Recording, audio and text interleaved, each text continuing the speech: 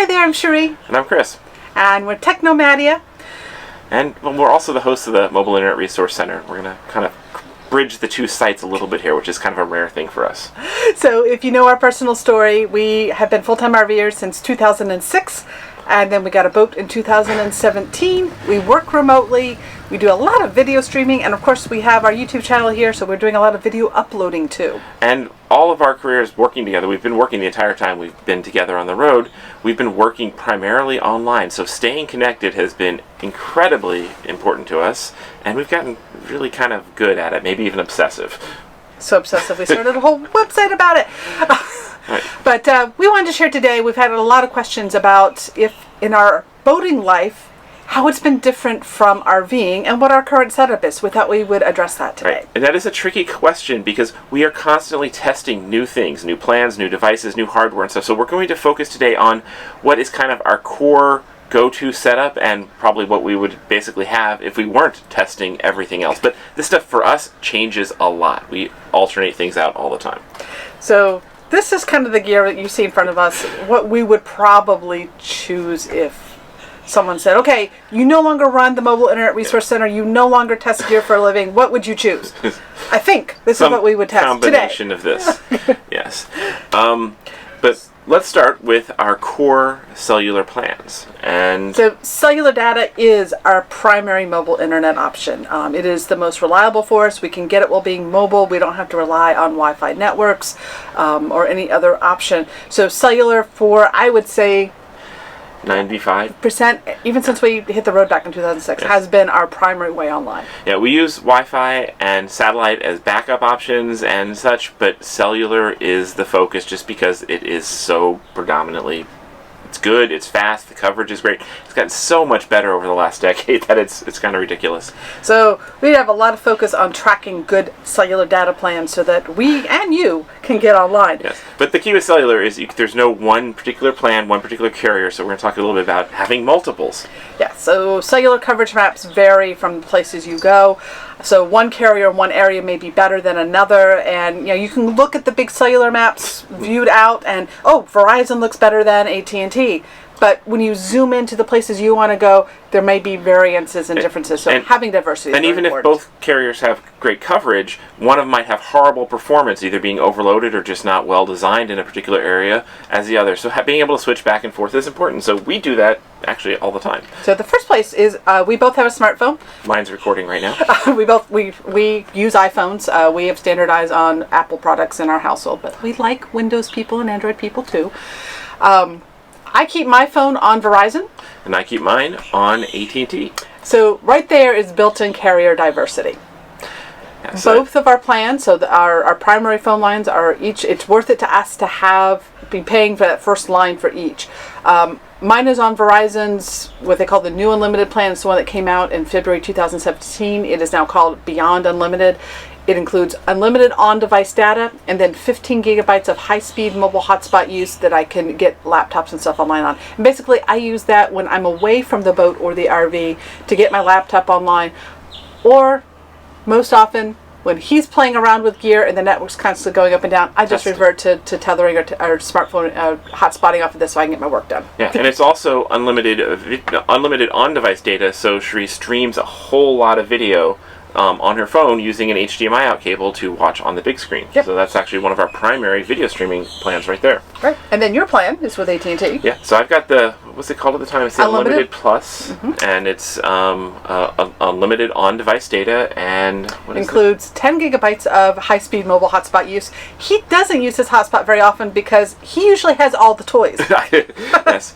And we also actually both have our watches on our cell plans too, so we can make phone calls and do text messaging and basics even when we leave our phones at home, which is great. Yeah, it's great when we go out paddleboarding, so we're not having to carry our expensive phones with us. We can actually call each other and check in with each other and track each other when we're out doing things where we don't want to be taking our expensive gear with us. And I love it for running. It's great to leave your phone behind and have a lot less weight when you're out on a run and still feel connected. Now, on that Unlimited Plus plan, it retired back in February. So, sorry, February that one... 2018, yes. It was only offered for about a year. They do have the unlimited and more plan right now for smartphones, which is a great plan. It does include the high-speed mobile hotspot. I think it's 15 gigabytes now. So for a smartphone plan, it's still a great plan. But the really cool thing about that plan when they offered it is you could add on one of their dedicated mobile hotspot devices. Now, these are sometimes referred to as jetpacks or air cards or MiFis. Basically, the cellular modem creates a Wi-Fi network that you can use to get devices online. Right. So let's transition into hotspots then. So we don't really use our phones too often for our data connections. We use hotspots and cellular routers. We'll get to in a second. But on AT&T in particular, we use this Netgear Nighthawk, and then the add-on plan for that Unlimited Plus cellular plan was $20 a month for unlimited hotspot data. Use it all you want, and there's actually not even a video speed throttle if you turned off AT&T's what do they call it? Stream Saver. So you get unlimited even video. So we watch 4K video over this thing, and this actual hotspot. Yeah, the cat watches 4K video. She likes to watch birds. It has an Ethernet port, so we can actually plug this into our local network, and it's our most important connectivity thing right here. We have unlimited data with a full-on Ethernet port, full-on 802.11 AC Wi-Fi hotspot, and this is actually a really great device. So this is the Netgear Nighthawk. It's been out just a bit over a year. We love it. It's our favorite AT&T hotspot. Yeah, and that $20 per month plan was sweet deal. Sweet. Unfortunately, it did retire. The last opportunity to add it on was back in May. We put a lot of advisement to our audience over at the Mobile Internet Resource Center on that. Hopefully, if you're following that, you got it, because get this before it was gone. We told you. Oh, it was an amazing plan. You could only buy that Mobley $20 unlimited plan that you could have gotten as a standalone, which is again not an option. Hasn't been for over a year. We're constantly tracking unlimited data plans and good data plans. We have a whole guide over at the Mobile Internet Resource Center. You can find it at mobileinternetinfo/plan picks with our current plan picks. And I just put out a brand new video on our current data plan picks on our Mobile Internet Resource Center YouTube channel. Because we don't like to go neener. You can't get these awesome plans we have. Well, we do. Well, we do. I mean, we're like saying, hey, you should have been paying attention a year ago or 2 years ago or 6 months ago, because we tried to warn people. It's like, get this plan while it's still available. But now we still share what are the best alternatives. And that transitions into Verizon, where a new best alternative just showed up. So the plan we personally use has been one of those grandfathered legacy unlimited data plans that retired back in 2011. We snagged one several years ago. We pay $45 per month for unlimited hotspot data, no throttling, no network management. Actually, we pay $10 extra per month for premium streaming, which removes Verizon's video throttle, so we can actually watch 4K video, not just limited to 1080p video. So we've got unlimited Verizon hotspot plan, and we watch a lot of data through this. But those plans, there's been a lot of rounds of termination over the years. We're constantly watching them, and we don't feel that they're going to be a long-term solution. We think Verizon is eventually going to shut them all down. We just kind of count our blessings every single month when they renew our plan, and it continues going. We say these plans have been use them till you lose them. For all the people who have them, always have a backup in mind, but they've been great for years. I mean, this has been the gold standard for 5-6 years now. And there are ways to still get them. You're probably going to pay a high price now to either obtain it, and they're going to be high risk for termination, or you're going to rent from somebody who's doing it against their terms of service, or they're eventually going to get shut down. But there are options to get them. We have, of course, an entire guide to that. Yes. And up until a few weeks ago, that was really kind of your best bet on Verizon, was to kind of go get one of these old plans in a shady kind of gray market situation. But now, direct from Verizon, there is a new prepaid unlimited plan, which you can use for real unlimited data on a Verizon hotspot. Yep, it's available for $65 per month. It just came out early in November of 2018. Most Verizon reps still don't believe it's real and don't know it exists. It is always subject to network management. It's a lower priority than direct traffic, but it is a great option for Verizon. We have a full guide, of course, to that you can go get more information on that plan. So for once again, you can go straight into a Verizon store, walk out with a hotspot and real unlimited data. So with the caveats we mentioned, but yeah, we know it's people. As unlimited as unlimited gets. Yeah, we know people using hundreds of gigs and not really seeing many slowdowns at all. This is a great plan. And then our top pick on the Verizon hotspots. This is what we. Brand new 8800L. Yeah, so this is Verizon's latest flagship hotspot. It's the 8800L. It's almost identical to the 7730L, which has been a top pick for prior 18 months. But this one has got support for basically all the LTE technology that exists in the pre-5G world. So this is, until 5G rolls around, is a really great hotspot. So far it's doing pretty well in our testing, and if you're starting from scratch, is a great way to go right now. Most future-proofing in that one. We have both of the new prepaid and, of course, that grandfathered postpaid plan. We are testing them head-to-head for our members. So, yes. So far, worth the getting.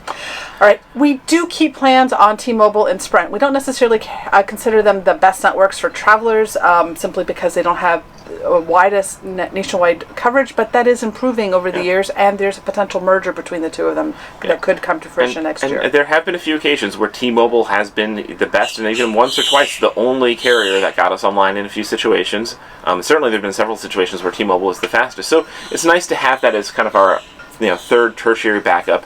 We generally keep a T-Mobile plan in a tablet, so it's always kind of we're aware of what is available. And the plan we have supported T-Mobile's old binge on feature, so it's unlimited video streaming, and then we had 6 gigs of data per month of use it for anything else, use it for hotspotting, use it for everything. That data stashed for up to a year. So basically we always have 20 gigabytes of T-Mobile data ready to go. Yep. That plan retired, almost 2 years ago, so it's no longer available. It was $35 per month. It was a great option. There are T-Mobile plans out there for data-only devices that might be worthwhile. There are reseller plans. Check our Plan Picks guide for the current T-Mobile options if you want to carry T-Mobile in your setup. Unfortunately, a lot of their best options recently retired, but they used to have an unlimited hotspot plan for smartphones, which was great. Yeah.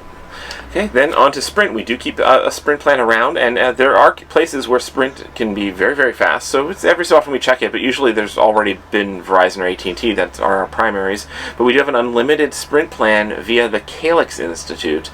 That is, we paid how much per year? We paid $500 per year, or it's $400 per year. The first year is $500 because you get the hotspot device, and then you get access to their unlimited data plan, and it is unlimited, so it comes out to about $33 per month. That's a really good rate, but you do have to put that big upfront, and you're not. If anything happens to that plan, you're technically a member of this nonprofit, and then you could lose the plan. But we've talked to them. They seem like they know what they're doing. I mean, they've got a long-term contract that seems like it should stick around for quite a while. And they're a bunch of lawyers protecting internet privacy, so I put a lot of trust in them. There is an equivalent for low-income folks called PCs for People. It comes out to be about $10 per month, so that's a great option. The FMCA has an unlimited plan for Sprint for $50 per month or $49.99 per month, and there's some other options as well. But for Sprint, if you're sticking to urban areas, they might actually work pretty well for you.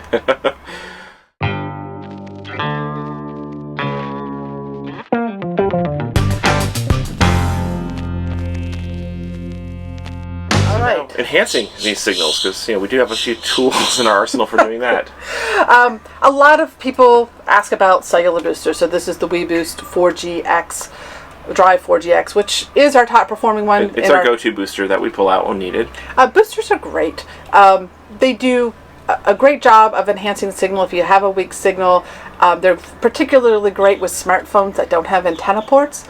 But when you start using routers and mobile hotspots, they usually have antenna ports in the back of them, and they have a technology called MIMO, which is multiple in, multiple out, and that's just the way the antennas work. Boosters cut off MIMO, which is kind of counterproductive to LTE technology. It's like cutting off one ear and listening with just another.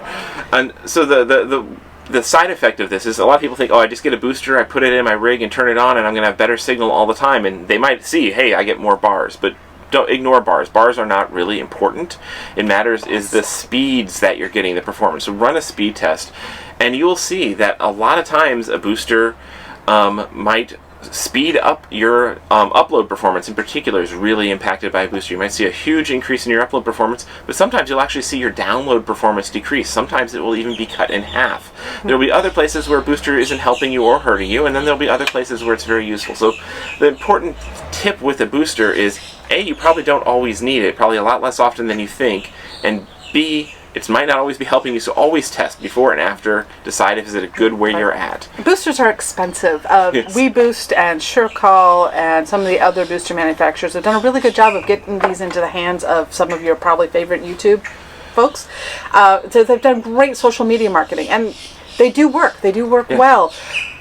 But they're not always the best signal enhancing option. It's not where you'd spend your first $600. Yeah. There's a lot of things to spend money on first, but again, we have many times been places where the booster made all the difference in the world.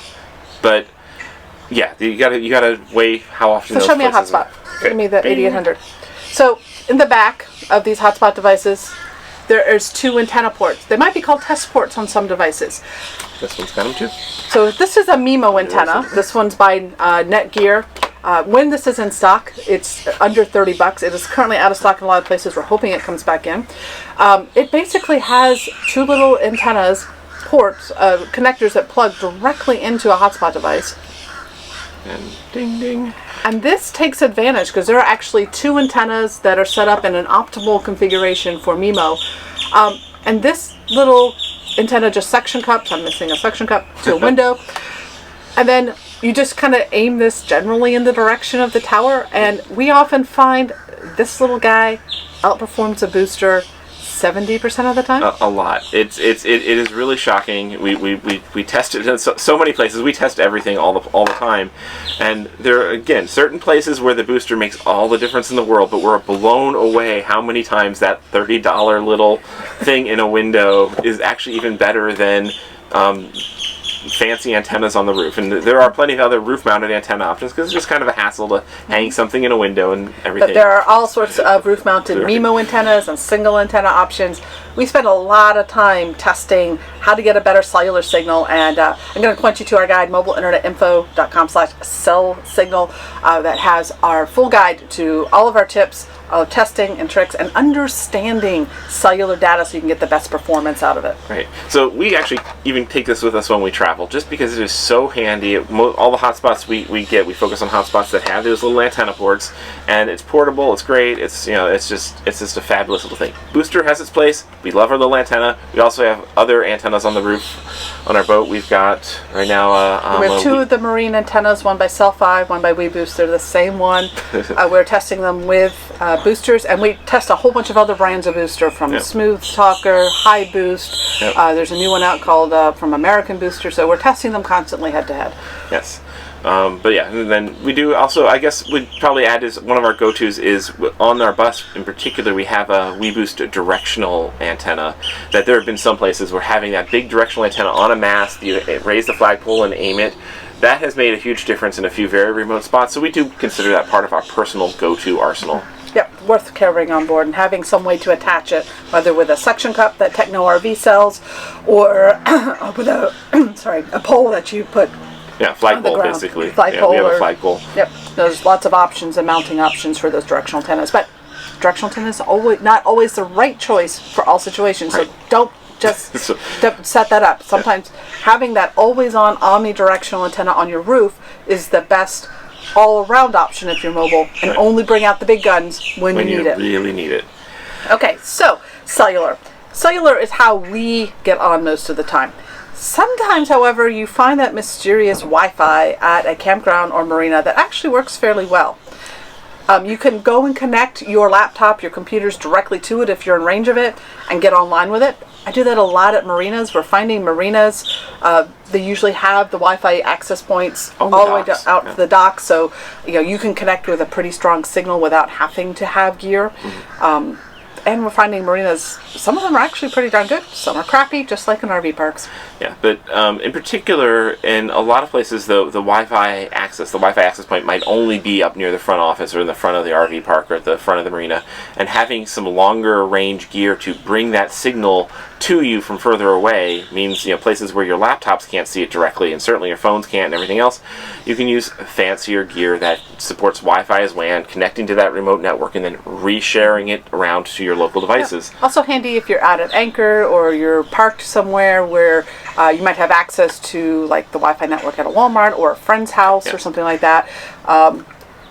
Some gear like this, we like the Wi-Fi Ranger gear. They're a very RVer-centric company, so they focus on consumer-friendly stuff, but there are a lot of options out there for Wi-Fi. Yes, but in particular, right now, this is, I'd say, the gold standard for long-range Wi-Fi is the Wi-Fi Ranger Elite AC. So this supports both 2.4 gigahertz and 5 gigahertz long-range Wi-Fi. This antenna up on your roof is dedicated to Wi-Fi, so you're not trying to have your internal router do double duty, doing both local network and remote network. The catch with Wi-Fi is you can sometimes get some amazing distances, but you're getting dial-up modem speeds. And so Wi-Fi over distance, even with the best possible gear, unless you've got basically satellite dish type directional antennas on either end of a point-to-point link, the Wi-Fi performance will drop off amazingly fast as you get further and further away.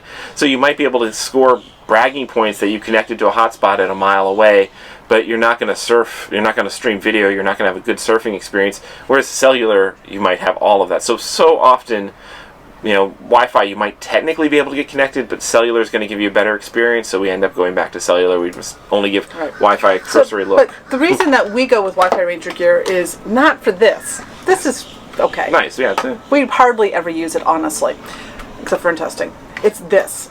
And this is their internal router. This is the Go AC. They also have the core. Basically, this plugs directly into it, and they pair together. So outside and inside. They each have their own area focus. So that then you're managing them from the same user interface. But what this also has is a USB port on the side that you can plug in a mobile hotspot device to it, and then you have two sources of internet coming in. You can even connect to your own jetpack or smartphone over Wi-Fi from this as well, and bring that in as well. And you can connect another source over Ethernet and plug that in as well. So you can have a lot of sources coming into one place. And then this becomes your local area network. Just like you might have had a home router in your house, this becomes your RV or boat's central router. Consumers. There are a lot of other options out there. David Bott of Outside Our Bubble has a $100 option using Ubiquiti gear. And that works great for Wi-Fi. If your focus is on just extended Wi-Fi in your local area network, not bridging in cellular stuff, that's a great option. Go look at his videos. He has a great tutorials on how to set that up. There's other options out there. Techno RV sells the alpha-based Wi-Fi Camp Pro, which is also focused just on Wi-Fi. Yeah. It's also affordable in the $150 range. It works fabulous, but it is only focused on Wi-Fi. So if you're thinking that Wi-Fi isn't going to be your core technology, it may not be the right choice for you because you can't bridge everything else together. And now, if you aren't so concerned about Wi-Fi and primarily just focusing on cellular, the other option is to go with kind of higher end cellular integrated routers. This is a Cradlepoint. We're actually we alternate between Cradlepoint and PepWave's products. The PepWave is actually currently still plugged in. I can't decide what I like better, but these give you, cellular on one side, Wi-Fi out the other, and a lot of high-end routing features. And you can even have 2 SIM slots, so you can switch between carriers easily. So we'll put our Verizon SIM and our AT&T SIM here, and they can't be both connected at once. Some of the even higher-end devices actually have 2 modems and can, but it gives us a nice interface of like, hey, the Verizon's really bad. Let me switch to AT&T. Oh, hey, AT&T is better. That's great. And we actually use these integrated routers a lot. They have the nice SMA hookups, so you can hook up external roof-mounted antennas very, very easily. Or use the built-in or the attachable ones, so you can easily attach to a roof, and then this just kind of becomes built into your gear. But the one in our bus has been up for 6 months straight, providing access to our security devices. So just to be clear, you don't need both the Wi-Fi Ranger and hotspots and this. This replaces, if you took these 3 devices all together, the MIMO antenna, the hotspot, and the Wi-Fi Ranger, this one device replaces it. So we switch regularly between this gear because it's our job to test it.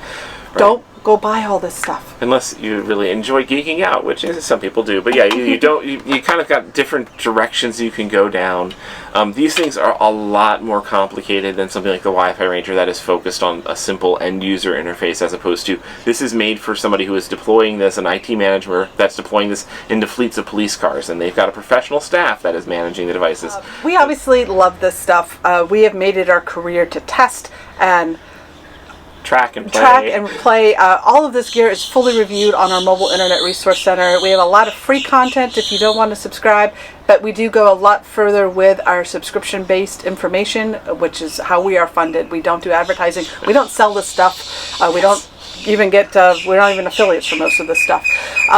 We test it. We focus on unbiased information. We are accountable to our members who keep us funded to spend the time testing this stuff. That's why we often talk people out of spending a lot of money and to spend less money for something, because we're not driven by the most expensive thing so we get an affiliate.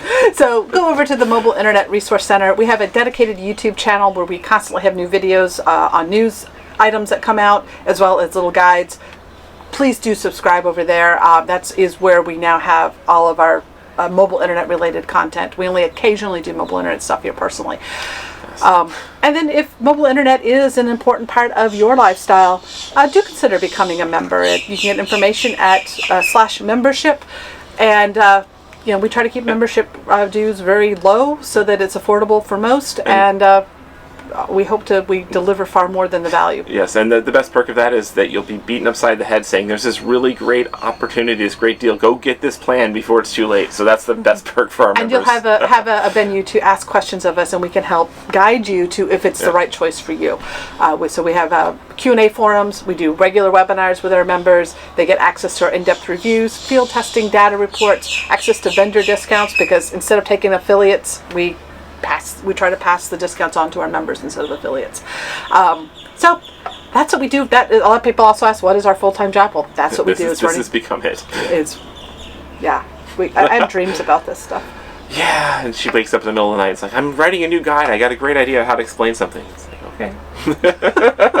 So yeah, this is our work. So we're sharing our work life here on the Technomadia channel. And hopefully you learned a little bit about our mobile internet setup. And yes, the answer is yes. RVing and boating, the style that we're doing, connectivity-wise, pretty much identical setup. It's been the same tools, the same toys, the same techniques. Marinas and campgrounds are very similar, and coastal cruising and inland cruising, like we're focusing on, it is a lot of the same challenges, and it's working out the same. All right. Thanks for joining in. Talk to you later.